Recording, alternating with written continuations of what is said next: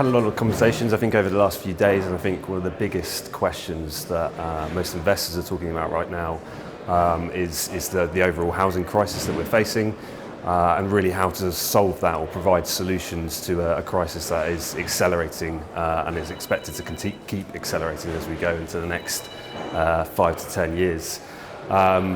I think the fact of the matter is that governments of the day are faced with, they need to provide solutions now. They don't necessarily think in the same kind of 10-year real estate cycles that investors do. And that means that, as part of that, regulation is going to have to be a fact of the market. I think there's no getting around that.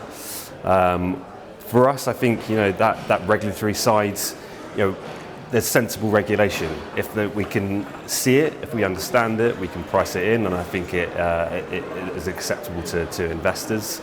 I think ultimately, though, Europe is going to have to look at alternative housing solutions whereby we provide denser housing.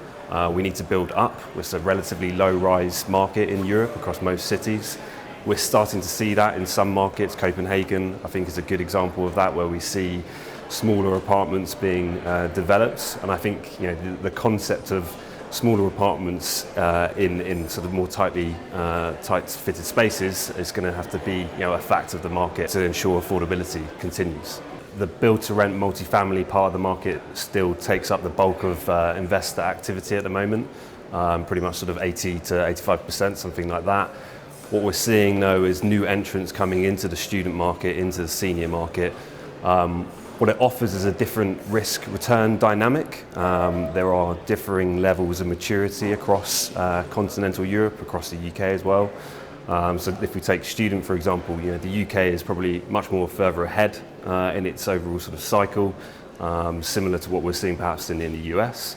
In continental Europe, that product is more immature, and I think there is some really strong growth fundamentals in that sector to really cater to not just the international market, but the sort of domestic, non-local market that are looking for everything that we want from housing, which is security. They need to be close to a university, close to social environments, and something that is affordable for them as well. And if we can provide that as investors, then I think we're solving a number of problems with that.